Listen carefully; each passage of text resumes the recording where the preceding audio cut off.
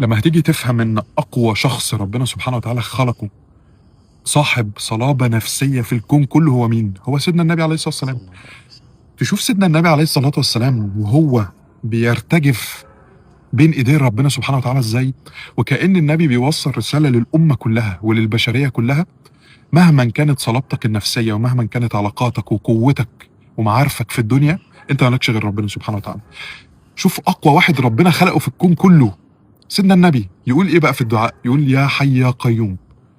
حي وقيوم على كل شيء. انت ممكن تبقى حي يا صاحبي وتملك الاشياء ولكن ما عندكش قدرة الادارة عليها. فربنا سبحانه وتعالى هو بيدعي ربنا سبحانه وتعالى يقول يا حي يا قيوم برحمتك استغيث. يا رب انت حي ومالك كل شيء وقوتك في قيومتك على كل شيء حضرة سبحانه وتعالى. يا حي يا قيوم برحمتك، رحمة ربنا سبحانه وتعالى، استغيث.